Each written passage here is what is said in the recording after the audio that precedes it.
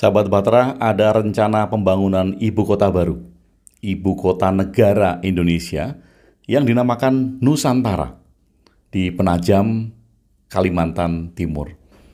Dan di Kalimantan pula ada sebuah cerita, ada kota gaib, kota yang tidak terlihat, yang dibatasi oleh dimensi kita. Kota itu dinamakan Saranjana. Bagi penduduk Kalimantan mungkin sudah sangat familiar dengan kota gaib di bagian kepulauan Kalimantan Selatan. Namanya Saranjana. Nah, apakah ini kebetulan ada rencana pembangunan ibu kota baru di Kalimantan dan ada kota gaib yang bernama Saranjana juga di Kalimantan? Atau jangan-jangan Presiden kita sudah tahu adanya kota gaib itu. Lalu apa hubungannya kota gaib Saranjana dengan rencana ibu kota negara yang bernama Nusantara?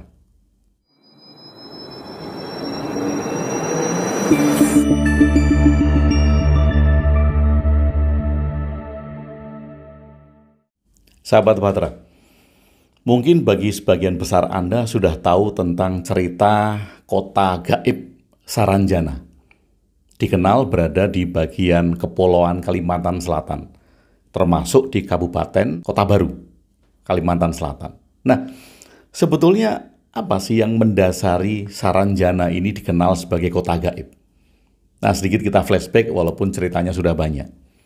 Jadi ini bermula tahun 1845, ada naturalis peta dari Jerman yang mungkin sudah mengunjungi Kalimantan Selatan saat itu, kemudian menggambarkan petanya. Di sana ditulis ada sebuah pulau yang dinamakan Tanjung Saranjana. Nah, menjadi heboh karena di peta modern yang disebut sebagai Saranjana ini tidak dituliskan lagi. Hilang. Kemudian masyarakat mengenalnya menjadi kota yang hilang. Nah, ini menarik. Menarik karena ceritanya berkembang sedemikian besar dan dianggap Saranjana ini sebagai kota gaib. Kota yang dibatasi oleh dimensi yang tidak bisa kita lihat. Ceritanya banyak sekali. Dan masyarakat setempat pun di wilayah Kota Baru sedikit banyak ada yang tahu, bahkan mungkin banyak yang tahu ya, kalau anak-anak modern sekarang kurang tahu apakah mereka tahu atau tidak. Tetapi masyarakat-masyarakat yang lama, paling tidak kalau tidak tahu mereka sudah mendengar tentang kota yang hilang yang bernama Saranjana tersebut. Kota itu, wah ini kalau kita bercerita tentang kota gaib, ini pasti menarik sekali karena banyak sekali yang ingin pergi ke kota gaib. Ingin melakukan perjalanan ke dimensi lain. Tetapi bahasan kita bukan itu. Ini hanya pengantar saja tentang Saranjana. Nah, karena kota itu sekarang di peta modern hilang, tidak ada ya, dianggap hilang, maka kemudian dipercaya bahwa kota itu hilang bukan karena erosi pantai seperti penelitian-penelitian modern, tetapi karena ditutup oleh sebuah dimensi. Jadi kota itu dianggap sengaja dihilangkan, disembunyikanlah oleh sebuah dimensi. Nah, kemudian masyarakat mengenal itu sebagai kota gaib. Tapi ada beberapa orang yang mengaku bisa mengunjungi kota itu atas undangan dari warga Saranjana. Nah, kalau itu menjadi sebuah keyakinan, sah-sah saja. Boleh-boleh saja orang meyakini sesuatu. Seperti di Pantai Selatan. Pantai Selatan di sepanjang Pulau Jawa itu dikenal ada kerajaan yang sangat megah luar biasa. Kerajaan dari Ratu Pantai Selatan. Nah, menariknya karena Saranjana ini ada di Kalimantan dan rencana pembangunan ibu kota baru, IKN, ibu kota negara Indonesia baru, ada di Kalimantan juga. Dan ibu kota itu bernama Nusantara. Apakah ada hubungannya Nusantara dengan Saranjana? Jangan-jangan, kalau kita berpikir jangan-jangan, kalau kita berpikir tentang konspirasi, jangan-jangan Nusantara ini akan membangkitkan kembali kota gaib yang dikenal modern. Sehingga akan memunculkan Indonesia menjadi Indonesia emas di Nusantara itu yang merupakan representatif dari Saranjana. Nah, bagi orang modern, bagi kita atau bagi orang-orang yang mencoba menerawang tentang kota gaib Saranjana, tetapi dia lahir di dunia modern, atau setidaknya sudah tahu dunia modern, sudah tahu gedung pencakar langit, sudah tahu tentang mobil listrik, sudah tahu tentang mobil-mobil yang bertema futuristik, yang bisa terbang dan segala macam, maka dia akan menggambarkan kota gaib Saranjana ini sebagai kota modern yang futuristik. Banyak gedung pencakar langit, mobilnya nggak pakai bensin, bahan bakarnya sudah pakai air, kemudian listriknya nggak pakai kabel, mobilnya itu melayang di udara, bukan jalan di darat lagi. Semuanya sangat modern. Dan peradaban di Saranjana ini, bagi orang-orang modern yang melihat kota Saranjana, itu dilihat sebagai kota yang modern dengan peradaban teknologi yang sangat canggih sekali. Seperti tadi, gedung tinggi, mobil terbang, nggak pakai bensin, listrik nggak pakai kabel, modern sekali. Nah itu kalau orang-orang modern sekarang yang mengaku melihat kota gaib Saranjana. Nah tapi kalau masyarakat sekitar, masyarakat yang sedikit lama ya, yang sudah mungkin berumur 60 sekarang, 70 sekarang, yang belum tahu tentang peradaban modern, tidak tahu tentang gedung pencakar langit, tidak tahu tentang mobil listrik, tidak pernah melihat film-film futuristik, apa yang dilihat di Saranjana? Mereka mengatakan yang dilihat di Saranjana adalah istana kerajaan yang megah. Jadi di sini kita melihat dua perspektif yang berbeda dari frame yang berbeda, dari latar belakang pola pikir yang berbeda, dari latar belakang apa yang sudah diketahui secara berbeda. Bagi orang-orang yang konvensional, yang belum tahu tentang peradaban dan teknologi yang maju, mereka taunya adalah kerajaan. Karena yang mereka tahu, kerajaan yang dulunya berkuasa. Maka yang dilihat adalah kerajaan yang megah, kerajaan yang dilapisi emas, dengan marmer yang besar, tembok-temboknya lapisan emas, dan semuanya megah. Kerajaan yang megah. Namun, bagi orang-orang modern, dukun-dukun modern lah, atau paranormal modern, itu akan melihat Saranjana sebagai kota dengan peradaban teknologi yang sangat maju, futuristik. Nah, ini adalah perspektif yang berbeda. Sahabat, kita bisa menarik poin dari sini ya, bahwa apa yang menjadi latar belakang pemikiran kita, kadangkala itu menjadi sebuah harapan yang akan kita terjemahkan menjadi imajinasi. Yang kalau bisa dicapai itu bagus. Atau itu menjadi sebuah harapan yang akan terjadi nanti. Terhadap kota, terhadap peradaban, terhadap kemajuan dan segala macam. Nah, kalau kita melihat cerita-cerita seperti itu dari sisi bahwa kita sedang membangun sebuah mitos untuk kemajuan kita, harapan-harapan yang lebih maju, tentu ini sangat bagus. Tapi bila kita memandang Saranjana sebagai kota gaib yang bisa kita kunjungi dan sepanjang hidup Anda hanya mencari tahu di mana pintu gaib itu.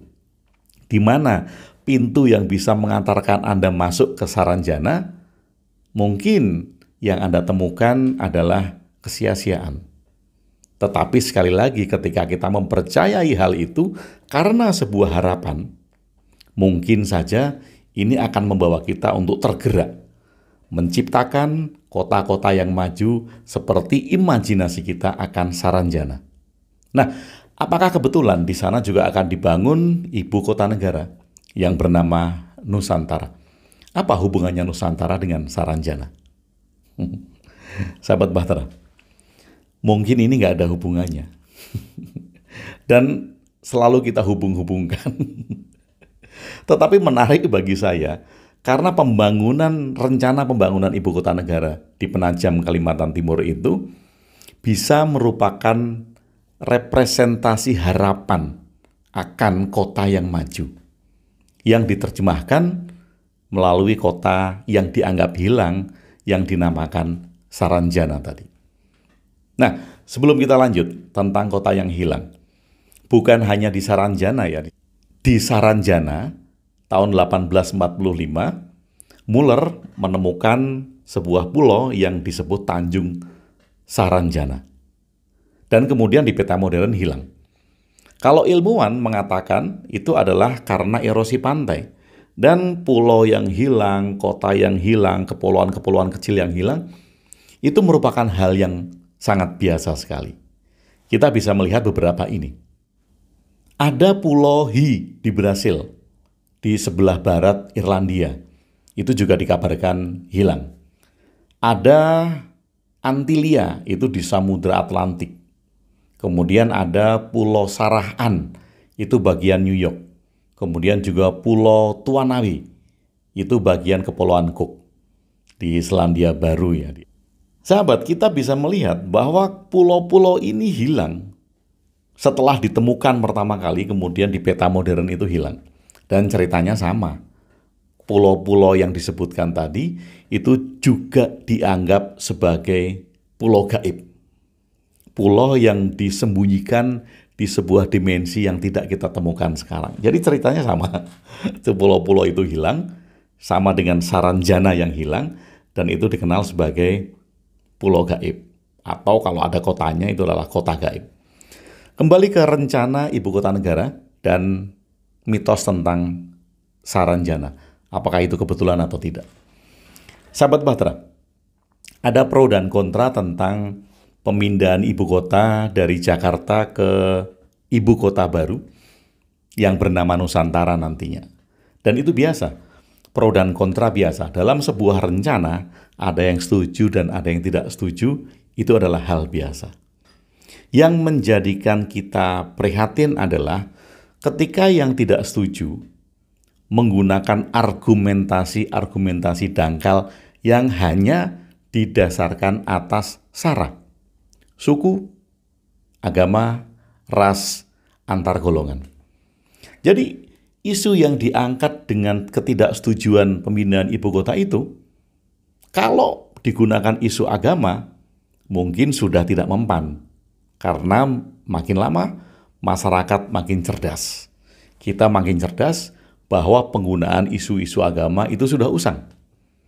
Dan mungkin saja sekarang isu yang dimainkan adalah suku. Suku Kalimantan, suku pedalaman, pembangunan di sana, bagaimana dampaknya terhadap suku-suku di sana, atau juga antar golongan. Kemudian isu yang diangkat yang akan dianggap laku itu adalah PKI, Partai Komunis, dan juga pemindahan ibu kota ini ada yang mengatakan itu adalah rencana komunis sudah lama. Nah, mari kita menjadi cerdas bahwa isu-isu semacam itu adalah isu-isu yang digoreng karena mereka yang tidak setuju tidak bisa memberikan bukti-bukti yang kuat tentang rencana pemindahan ibu kota ini. Seharusnya kalau pemerintah mempunyai dasar-dasar yang kuat, sudah melalui penelitian yang panjang, maka kalau kita tidak setuju, kita harus memberikan bukti-bukti sebagai bahan argumentasi tandingan. Dan biarkan nanti bagian perencanaan ekonomi, tata kelola tanah, air bersih, tata kota, semuanya beradu argumen dan rencana. Nah, kita yang nggak tahu apa-apa, mari kita support pemerintah yang memang sudah merencanakan ini dengan matang. Tetapi terlepas dengan itu, Anda setuju dan tidak setuju, itu adalah hak Anda. Ketika Anda mendengarkan ini, mungkin ada yang setuju dengan pemindahan ibu kota, dan ada yang tidak setuju dengan pemindahan ibu kota. Itu adalah hak Anda. Sekali lagi, apakah ada hubungannya Nusantara dengan Saranjana? Tadi saya katakan memang tidak ada hubungannya. Ini adalah hal yang dihubung-hubungkan saja. Nusantara rencananya ada di Kalimantan, Saranjana juga terdapat di Kalimantan. Nah, sahabat Bahtera, mitos-mitos tentang Saranjana bagi saya ini hal yang bagus. Sepanjang itu kita sadari sebagai mitos. Cerita yang dikembangkan. Walaupun ada versi yang berbeda tadi, dari orang konvensional melihat Saranjana itu sebagai kerajaan yang megah.